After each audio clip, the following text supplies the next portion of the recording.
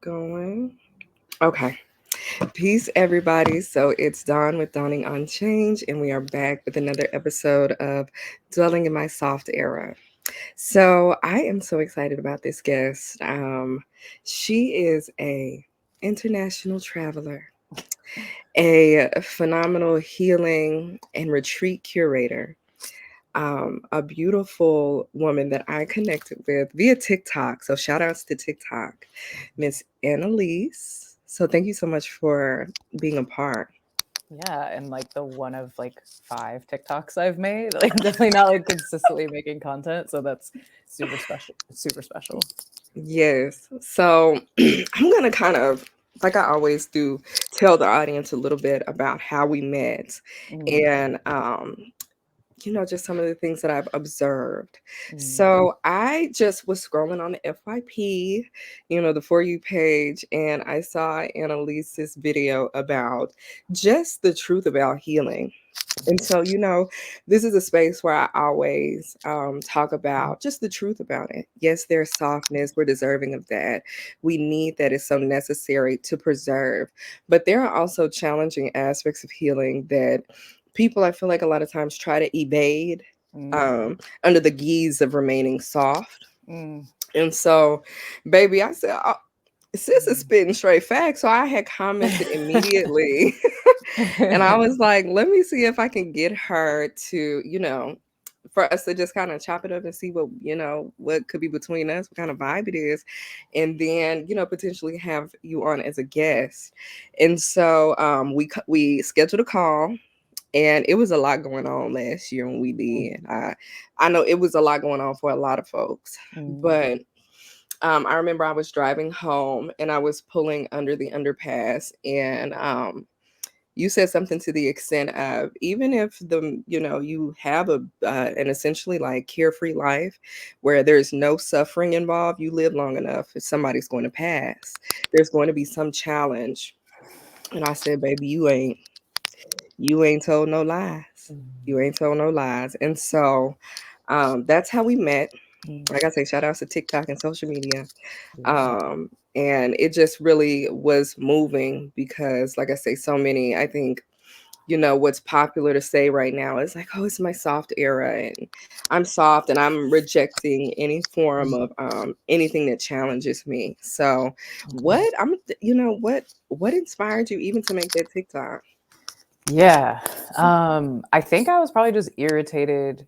I posted this back in May, and I think I was just annoyed by what I was seeing over and over again. And I think I've not had the Yeah. easiest life. Like I've definitely had like struggle, a lot of struggle, and I know it's part of my spiritual path. Like I Mhm. know the struggle I've gone through has been portals to my growth. It's been the blueprint to my development as a person.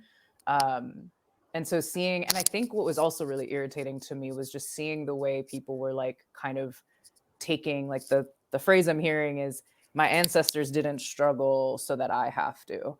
And I Mm, think that there's something that feels disrespectful to me with mm. that. Yeah. Because it's reducing the struggle of our ancestors Right. as Black people. Um, and there's just certain, if you look at any sort of kind of like spiritual guidance in spiritual traditions around the world, there's various forms of initiation. You don't Mm. get to just get the keys to the Come on. kingdom. You don't Come just on. get tools. You have to show that you can wield the tools. You have to learn. As we grow up as kids, we have growing pains. Like our body Come on. physically hurts as it Mhm. grows into itself. Just thinking about how like I just got sick. Like I was like very, very ill after traveling, and that wasn't something that I couldn't choose soft life in that moment when like my body's expelling just like whatever bacteria was there from Right. from traveling that I did. Mhm. And I think it's actually in those moments where those have been some of the most humbling experiences. Like when I've Mm. been super sick while traveling, because I actually like never get sick, and then it's usually while traveling. And then to be humbled is a Mm. blessing. It's important to remember that you're human, to remember that you're an animal, like you're primal, and there's like Yeah, yeah, yeah. certain things our bodies do that we need to be comfortable with, Right. because if you resist it, it makes it a lot worse. Right. So yeah, I think that message came through from a. I saw it as I was just talking shit, but I think it came through as like yeah, it was some frustration that I was seeing, and then there was a level two of um people absolving themselves from discipline. I also think Come on. nothing worth having comes easy, and Right. spiritual practices themselves require discipline to show up to your altar or to church or to mosque or whatever you're doing. Right. That's discipline, that's consistency. Um, Athletics, art practice, like anything we do that we want success in, we have to Mm-hmm. earn that through Yeah. consistency, and consistency comes through discipline. And I don't Mm-hmm. think there's anything. I think we can find flow, and I think Right. flow can feel easeful, but I think when we're leveling up or when we're initiating or when we're trying to like yeah, just reach new heights, we have to Mm-hmm. prove that we're ready. And I think that Right. that comes through tests, and I think that that comes Right. through pressure. Right. I think it truly is all about balance. I think a lot of Black folks, one of the things that we have had to do constantly, I think we have it confused, right? So through initiation, you have to prove that you're ready. Mhm, Understandable, we honor that, or at least we should honor that. We mhm, appreciate that. But whenever we've been proving or working to prove that we are even worthy of humanity, right? mhm, So now we don't want to prove anything because mhm, we shouldn't have had to prove that, you know. And mhm, that's understandable. Like, yes, you should not have to prove that you're mhm, worthy of humanity and that you're worthy of these things, but you do have to prove that if this is what you want, you got to get up and get it. mhm, And I heard a quote from an artist. Excuse me. He said, "Talent is a pursued interest. I'm only talented. I'm only a gifted mm, painter because I pursued this interest." mm, Same thing. Like there's a practice and a discipline that we have to apply to our day to day when we want something. And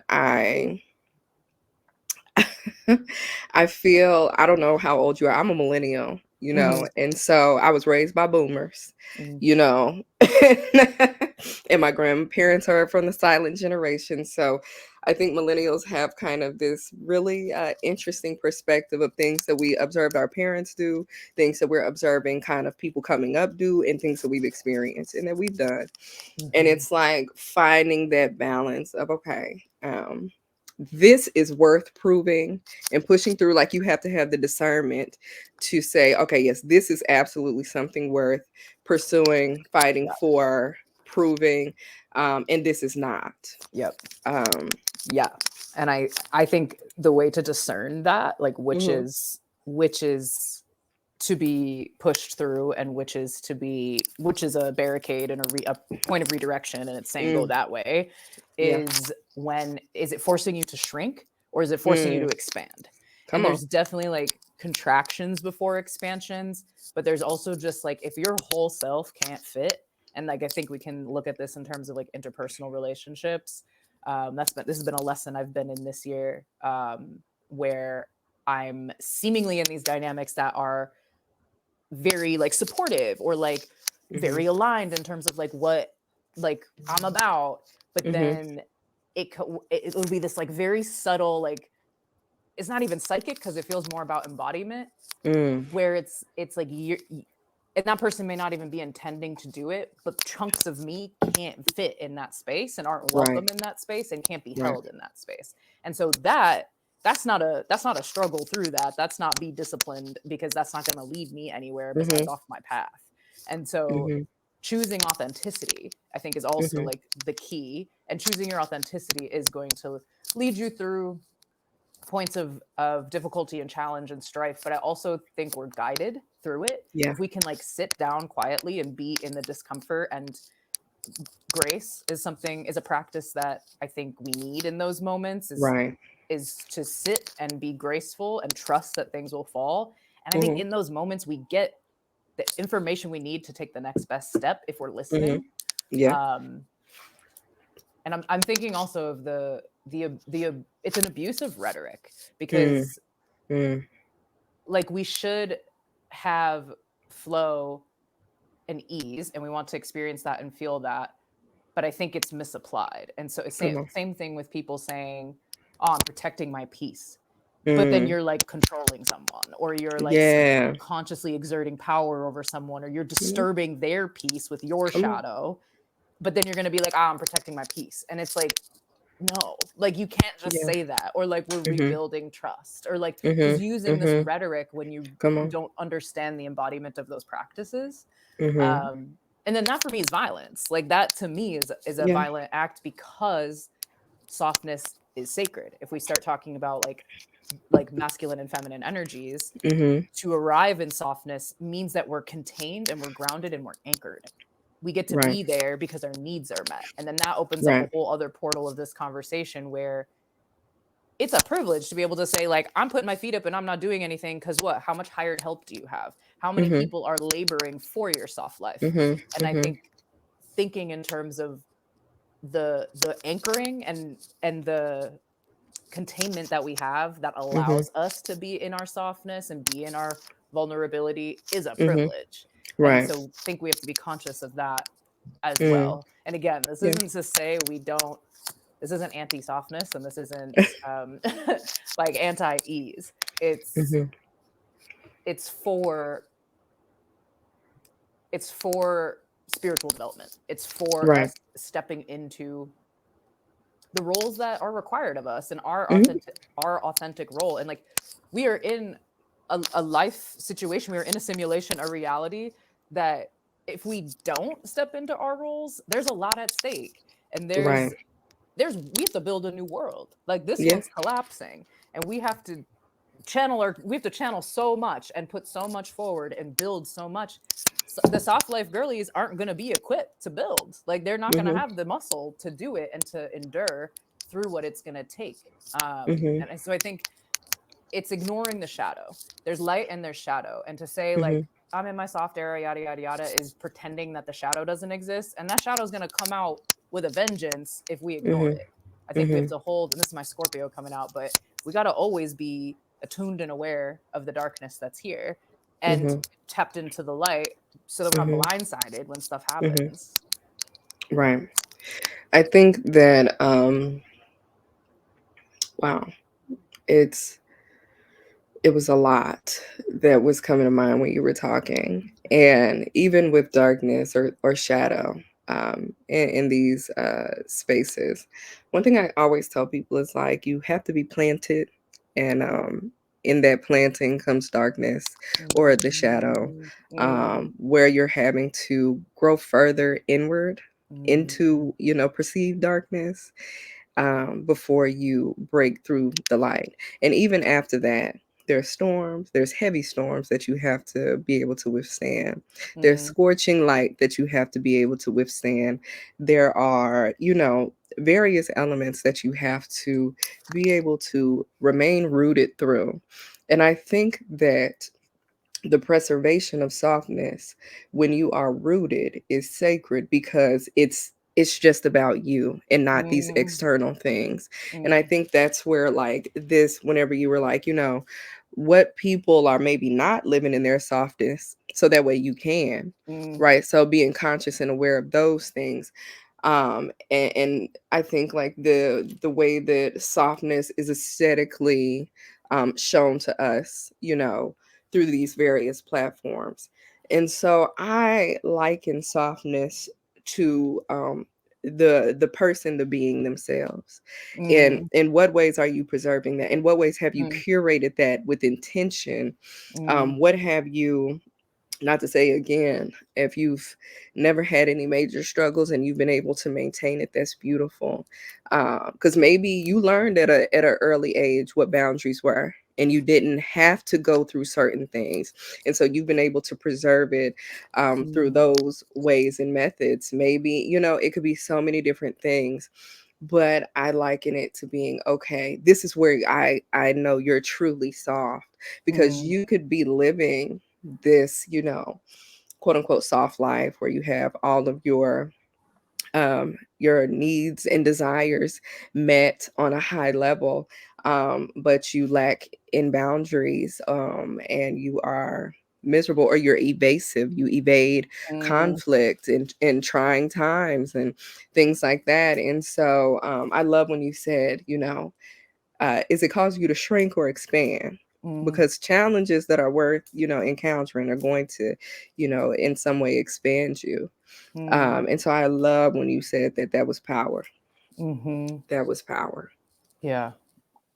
And I think it definitely doesn't always feel like expansion at the Yeah. beginning. And I think of like the butterfly analogy, which is Mm-hmm. probably overused at this point, but when a butterfly is or a caterpillar is in its cocoon and it's birthed into a butterfly, it has to struggle to get out of the cocoon, and it looks pretty Mm-hmm. like uncomfortable and it looks pretty Yeah. violent if you see like a butterfly Right. Right. Right. struggling. But if you go, and it's like the temptation might be to go help. If you help, the Mm-hmm. butterfly will die. And like Yeah. you Yeah. actually have to let it go through that struggle Yeah. to Mm-hmm. become the butterfly that it's going to become. Mm-hmm. And I think of that in terms of just inevitable things that we have to go through in order to reach our next stage. And sometimes that might look like a boundary and saying no to a dynamic, but there's going to Mm-hmm. be the pain after that. Like there's still going to be pain Right. you've got to move through, but then Come on. there's going to be fruits of having provided your no. And when you say Right. no, that's not just for that person, that's for the universe to say, I'm not dealing with this Mm-hmm. anymore. I don't accept this Right. anymore. I'm going to need you Mm-hmm. to deliver better. And the Right. universe is saying, will you accept this or will you Mm-hmm. accept better? Come on. Um, so yeah, it's kind of like, and I've been thinking a lot about just in terms of what's happening across the world, Mm-hmm. and how the war paradigm that we live in has infiltrated intimacy. Right. Um, and I started thinking about that because I had someone, like a former lover, like look me in the face and he said, "Do you want to go to war?" Because I had like challenged him. Just African patriarchy. And I'm just, and I really sat with that, and it's like it was the week that things really started like popping off in Gaza again, and I've just really been sitting with how like it's a paradigm that we exist in, from the case of like war crimes, for example. Mm-hmm. Like I'm like, what is a war crime? Like, how Right. is there something within war that's Right. Right. acceptable and Right. then That's something that's not? So right. that for me is how it's a paradigm. And then Mm-hmm. which means it's also something that we can opt out of. And it's something that Mm-hmm. we can decide is not how we operate, but we've all just Right. bought, we haven't all, but society at Right. large has normalized this and bought into it. Mm-hmm. The systems we exist in infiltrate the family unit. They infiltrate Yeah. domesticity, they infiltrate our personal relationships. Come on. And that is something we have to struggle through. Like we are going to have to struggle through that in order to reach a place of having loving relationships that exist outside this paradigm that I don't think a Mm-hmm. lot of us know yet. Like we don't know Mm-hmm. what that looks like. Yeah. Um, and so, yeah, I think that not the love is a battlefield where we're endorsing war Right. in our dynamics, but we're actually saying like we don't want this, but how are we going to unlearn and tend to our wounds and Right. hold each other when we're triggered, and also consider, like, I think this fits into the softness narrative too, where people are like, oh, like I said, protecting my peace, Yep. where people are only looking out for their needs, and then on Mm-hmm. some subconscious level, like it's a power play. It's like it's control. Like they're Mm-hmm. saying, this is how we're going to engage. I'm not going to give you all the information you need to make sure to make a decision if this is good for you. Yeah. I'm going to give you the information I need to give you to keep you here, but also Mm-hmm. do what I need to do. And like Mm-hmm. the subtle, I guess the more I ascend on my journey, and for Right. me, interpersonal relationships are a lot where I'm learning and I'm ascending through. Mm-hmm. Um, and just seeing the ways that it gets, I have to get more and more discerning. Like I have to Mm-hmm. get, and that comes through me. It's not coming through softness. Like that's Yeah. coming through deep struggle and pain Mm-hmm. that I refuse Mm-hmm. to feel again. Um, Yeah. and so those learnings and that integration of wow, that was like a really subconscious power play you did there. Yeah. Not gonna happen again. Yeah. Yeah. Yeah. Like thank you next. But Mm-hmm. it's just wild because even it's like the well-intentioned people, like nice people, Mm-hmm. their defense mechanisms can still be so violent and then they Mm-hmm. can't even see it. And so we're living in this world where we want to shift out of a war paradigm, but low key we're at war. Like we have to defend ourselves. We have Yeah. to be in defense or be in offense, and it's Right. it's an interesting situation we're in a lot of like revolutionary spaces.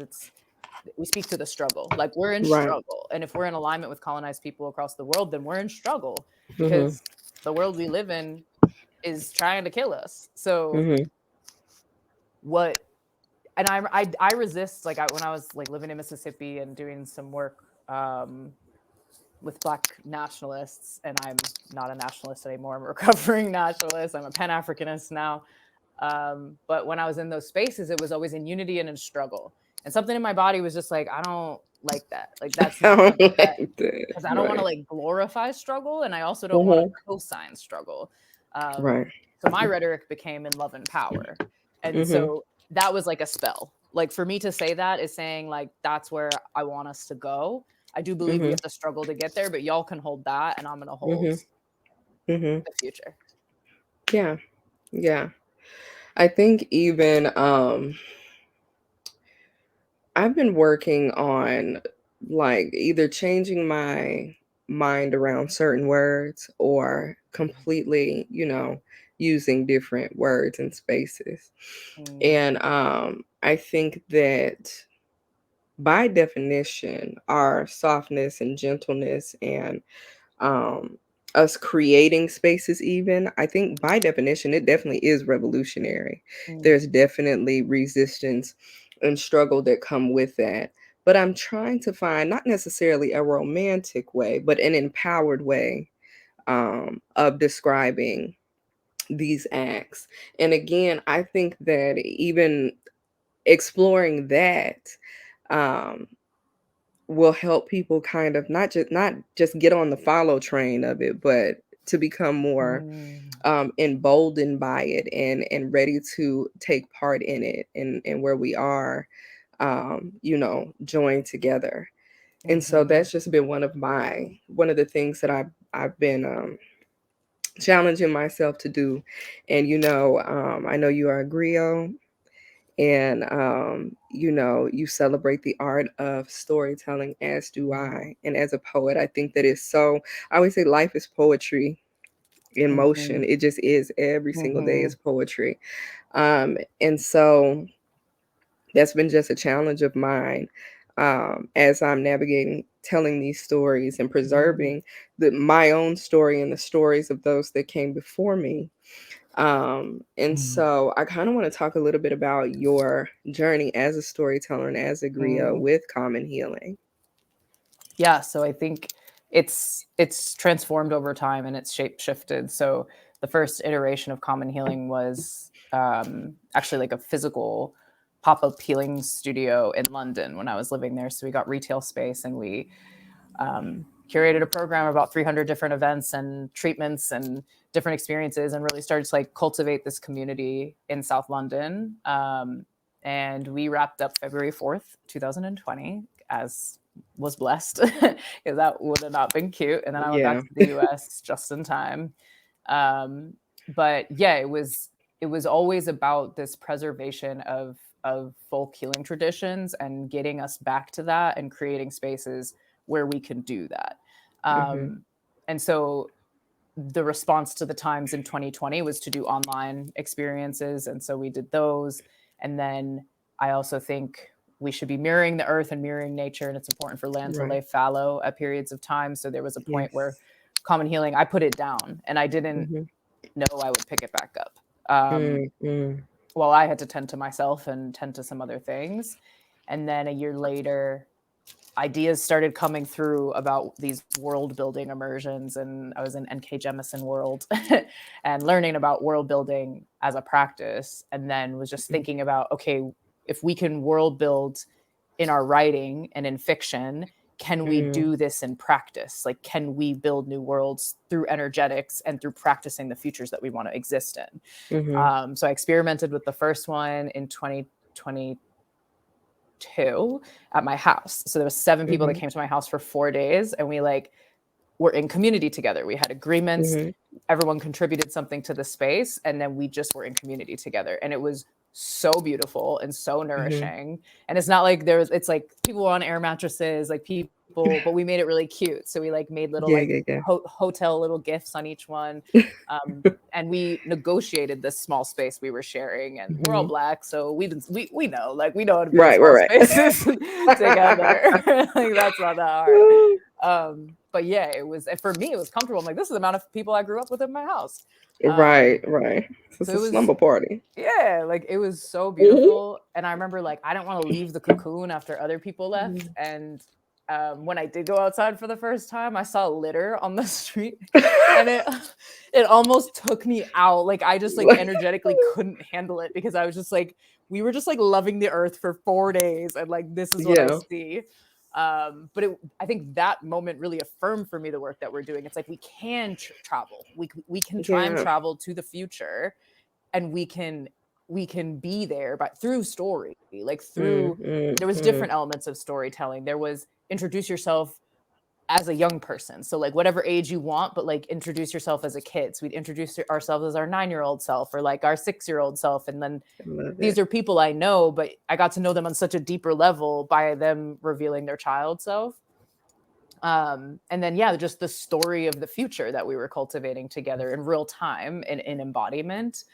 And so a year later, I rented a space in Hudson, this really beautiful property, Mhm. and we had 30 people there. And so it's Wow. just like kind of slowly gotten bigger. And then that was also just like incredibly affirming to see, just like, there's like 400 acres, just see Black people like wandering and swimming in Yeah. pools and like eating good food, and like Mhm. just being in ease, people napping. Like, I was like, yes, like, nap. That's exactly what I want. Yeah. Um, and then that's the story that held that experience, was Sun Ra's film Space is the Place. And so Mm. how he comes back from space to collect Black people in Oakland and take them to space. He sets up like a Mhm. recruitment agency to take people to space. And just through that deep imagining of like this other world where it's lush, it's beautiful, there's all the plant Mm. life we need, there's everything we need, and we can say no to the ways we've been rejected, and we can just Right. eliminate it, we can just go somewhere else. Mhm. I think is an important practice. And we think of like petite marinage, like, there's a history Mhm. of us as Black people. Maybe you couldn't run away from the plantation, but you could get off for a second, and you could just Mhm. tap into that feeling of like, what does it feel like to be off right now? And then you go back because it Right. wasn't safe to leave yet.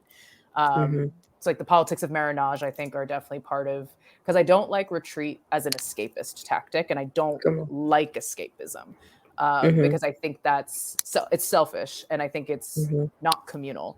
Um, but I do believe in a conscious tapping out in order to tap in deeper and have an idea of where we can go. Mhm. So then that I've been traveling for like 11 years, and I had spent a few Yeah. months in South Africa for that, before this past before that immersion. And then some of the sangomas that I was in relationship with, which are traditional healers in Southern Africa, one of them called me, Gogo Kanya, and was like, "What is common healing? What are y'all doing? Come out to South Africa, like, bring your people out." And so for many months, we worked on putting together this trip for people of the African diaspora to go to South Africa and dissolve the illusion of separation created by the rite Come of on. passage. It's called Strange Fruit, inspired by Nina Simone's song. And yeah, so we have 14 people traveling to South Africa next month, which I'm really excited about. And I think story holds us in doing some of this work, because we're also being Mhm. honest about the fact, like, we're going to be unearthing some like epigenetic trauma. Like, that's like Yeah, yeah, what's yeah. real and what's going to happen. How do we do that in community? How do we hold Mhm. each other? How do we make that feel safe? What are our coping tools? Like, what do we need? How do we hold that?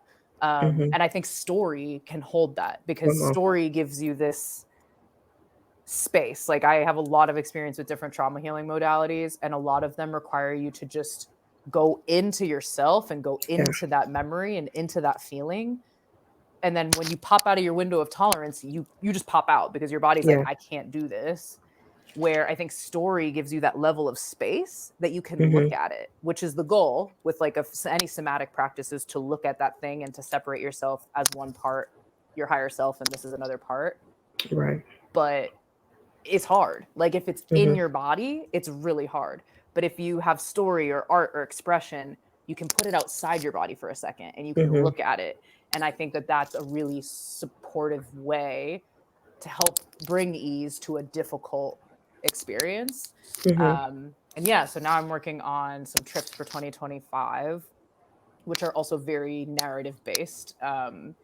One is inspired by the film Afronauts, which is about the Zambian space program, which was which predated Russia. They didn't go to space, but there Period. was a radical militant revolutionary in Zambia that wanted to send Zambians to space and was training Zambians to go to space. Um, and then there's one about Bessie Head, who's a South African writer who took a one-way exit visa to Botswana, was criminalized as a half-black woman under the Immoral Act under apartheid South Africa. So had a very difficult life.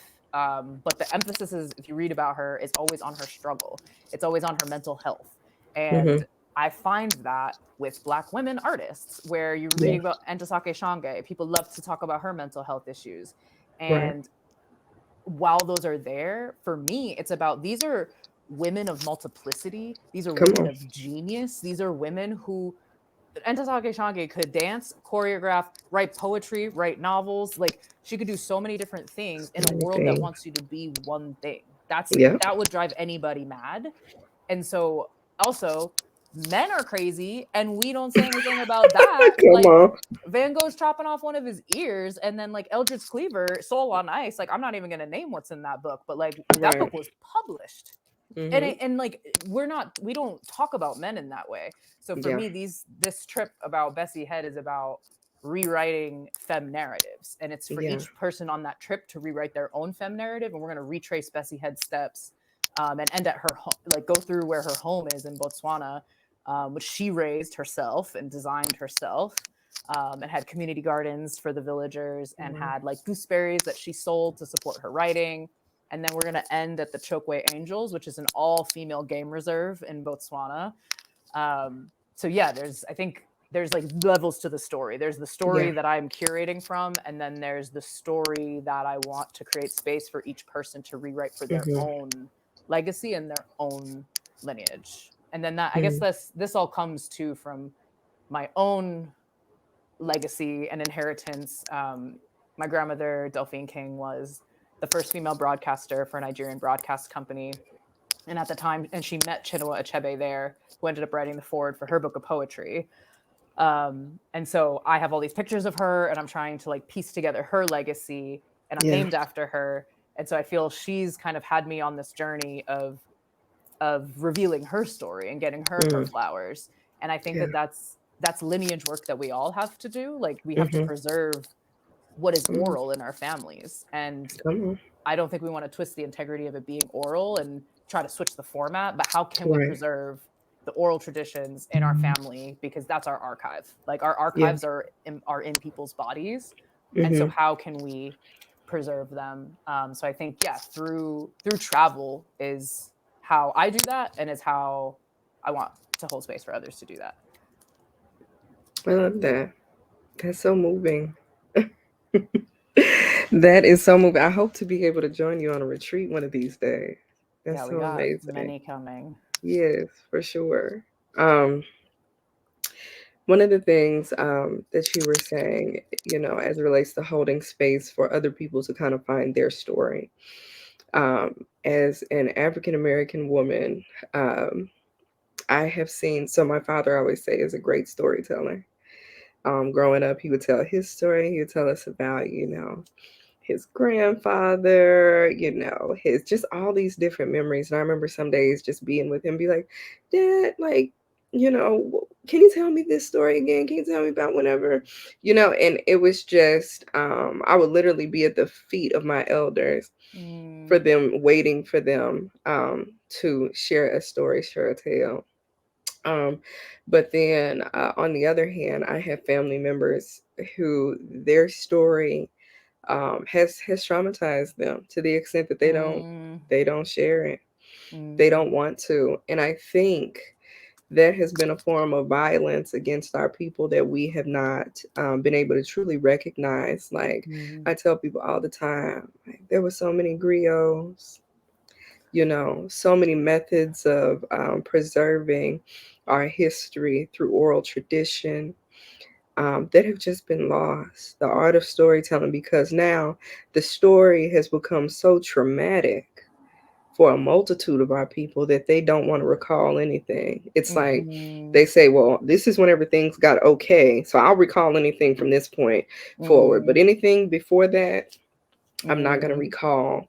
mm, And, as somebody who, again, I sit at the foot of my elders, it was something as a young girl, whenever I would ask, like, my grandmother, my mother's mother, about, her childhood. And she just was like, girl, no, that is a no. You mm, know, Growing up in rural Louisiana as a little black girl is not anything that she wishes to or wished to at the time to recall. And I just was so, of course, I was a child myself, so I'm not going to push an adult to do anything. mm, But it was something, a narrative that I saw kind of repeated, not just in my granny, but in um, you know, other people of her age um, and background. And it was something that I didn't realize until, I got older. It's like, wow, you mm, know, um, whenever it's just like not teaching people or stripping people's language away from them and then mm, not teaching them the language of the land that they're at or how to read. It's like you strip away an mm, element of their story and their humanity and their mm. experience because if they can't express it, then it never happened. Yeah, and I'm thinking you named like from the point it got good, they'll talk about that. And Hmm. like in my experience, I know of it was good until, and then they'll speak Yeah. to that, and then there's just like drop off, and then they don't Yeah. speak going forward. Mhm. And I think that's part of our responsibility Yeah.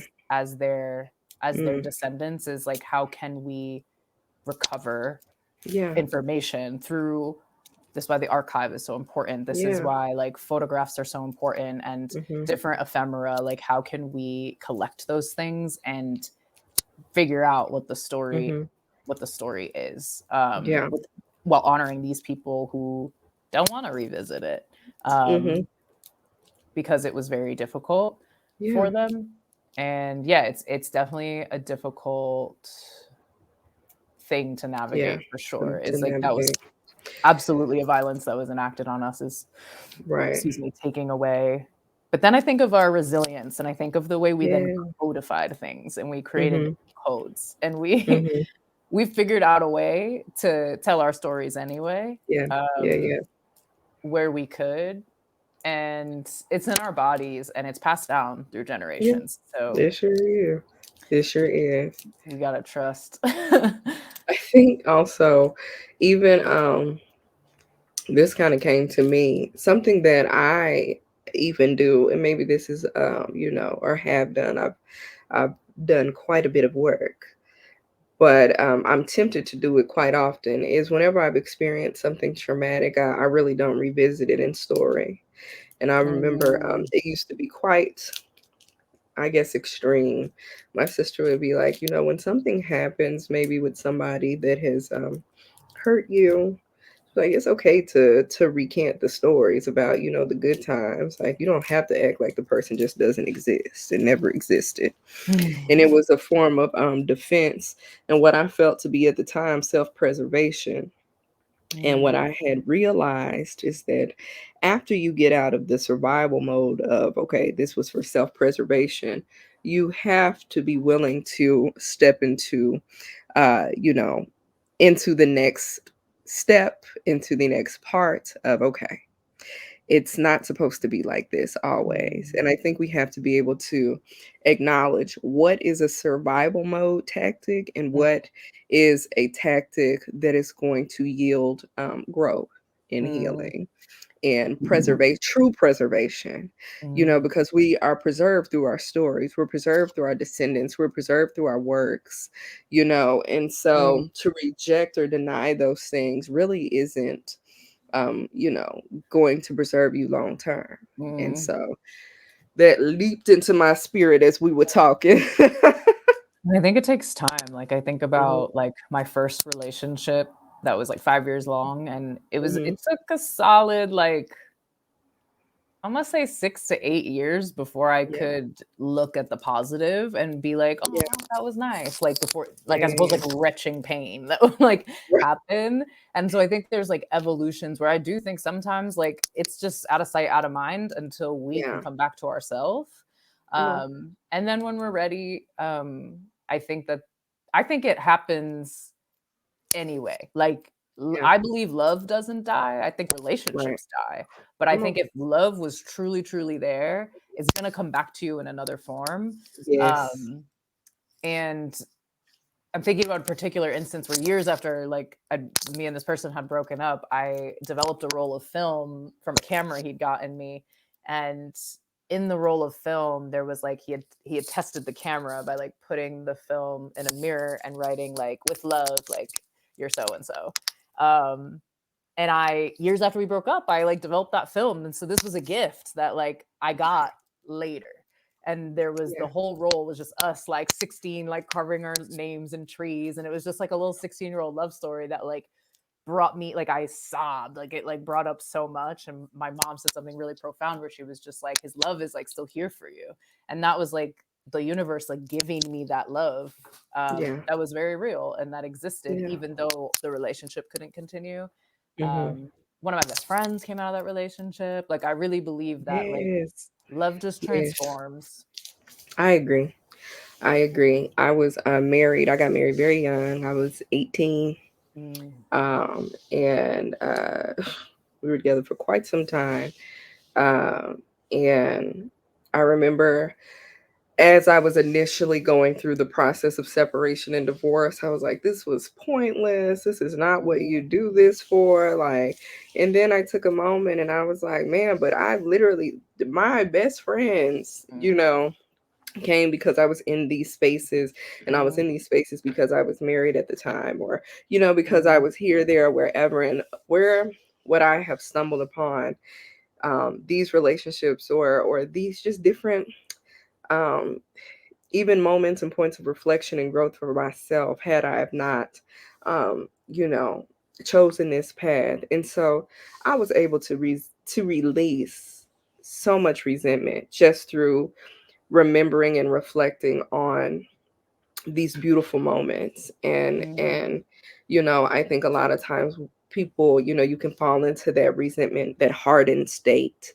mm, when you don't do that, when you don't do that. mm. And speaking of soft and hard, like I think there's the time where we need if we harden, we got to allow that too, and it's Yeah. protecting us. It's protecting Hmm. something really soft.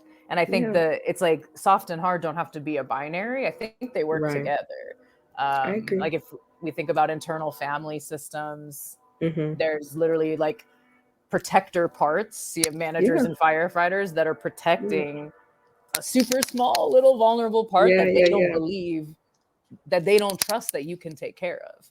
Hmm. And that integration of self and that putting together of self is being able to be in relationship with all of it. And how Right. can you, like for me, we sit down at a conference table, we're like, all right guys, like Right. Right. I'm gonna Right. need you to stop talking for a sec, and I'm gonna need you to get the floor to this one. uh, but it's, yeah, I guess this is showing me that, because even and maybe in like the TikTok that I recorded, it maybe made soft and hard sound more like a binary than I think it is, but I think they're opposite ends of the same spectrum, and Yes. it's Yes. tools that we can work with. We can look at it as Right. divine masculine and feminine as well, and like Yeah. it's tools. How can we work with them in order to Hmm. like be on our Hmm. path and be in our authenticity and Right. be in healthy relationships? Yeah. It's something to, I love how you say work with. It's something to be worked with, not lorded over. And I Mm, think whenever people do things in an inauthentic way and say, well, I'm in my soft era, I'm rejecting X, Y, and Z, that's mm, you lording over the mm, illusion of softness versus working with it and saying, like, okay, well, I do have to put forth some sort of effort mm, for X, Y, and Z, but I can protect my peace by mm, enforcing boundaries for mm. other people and for myself. If I know Yeah. that I overwork myself, I have to enforce a boundary with myself. Maybe I need to employ my tribe to say, hey, at this time, this your cutoff point. You know, Mm, I have to tell my tribe, hey, help keep me accountable. That's what softness looks like when you are mm, working with it versus lording over it. And that lording over something is like domination. That's the Yep. same, like that's colonial, like Yep. that's Yep. imperialist. And it's again these systems that govern us, unfortunately, but we have to like stay aware of them and see them from a distance so that we Right. can imagine what something else could be, because there is this natural inclination because we feel oppressed. And Right. so a lot of our defense mechanisms are Come on. oppressing other, and it's Come on. oppressing different people. It's our children, our intimate Come partners, on. our friends. And so we have to really stay aware of not pretending power doesn't exist, because that don't work Hmm. either, because then it gets Right. tyranny of structurelessness. It's going to explode. But it's saying this is here. How are we going to navigate this? Like Right. how you're bringing this, I'm bringing this. What do we do with this? And that Yeah. takes both people having communication skills, that takes people having emotional literacy skills, that takes Yeah. people being in tune with themselves, that takes people not using every avoidant tactic in the book.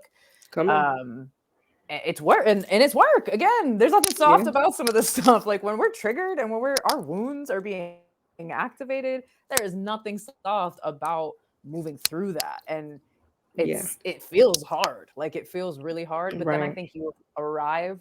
I like to believe, like I'm on the young side of millennial, Hmm. so I like to believe that down the line there is this landing pad of softness where you do arrive in a place where you both Right. at least can co-regulate. So where it's like, Come on. I'm not feeling like I'm in my softness, but I'm feeling vulnerable. And someone who's like, I'm Right. sturdy, I'm a tree, There I'm you gonna go. be here for you to co-regulate with. Um, because I do think like we're meant to be in community, and we're meant to Uh, like be yep. doing these things with people. It's not just on our own. And I think the more we isolate, the Yeah. worse we are in Yeah. community, and the harder it is to be attuned to other people and what they might need, and the more Mm. likely you are to fumble in community. Yeah. Girl. And on that note, community. Community. Community. Is so powerful. Yeah, And I'm so thankful for this conversation. me I too. really feel like I can't wait for us to, for the stars to really align and you and I to meet. Yes, Um, so I'm looking I'm forward to that. I'm excited. putting it out there, and so it Yeah, is. It'll and so come to it is. pass, you Yes. know. But I want to thank you so much. Yeah. And I want to end it right there on community. Yeah. And I'm really touched. This has been a blessing to me. It really has. I'm so serious, especially as somebody, I've been navigating my journey as a storyteller and as a poet Mm, myself, just kind of revisiting things. So this was truly touching, and mm, I'm literally without words. And I just want to thank you for that, and thank you for being obedient to the spirit mm, um, today. So mm-hmm.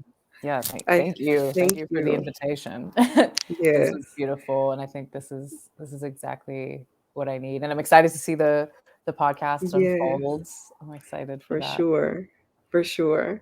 And so, y'all, I'm going to have where you can find Annalise, where you can find her sites, her links, all of that posted below in the description. Make sure that you like, share, subscribe. And hey, if you are a healer or if you are on your healing journey and you want to share with us how you are dwelling in your soft era, make sure to comment, send me a DM, reach for me, and I will reach back. Mm. Thank you so much, y'all. Be well. Bye.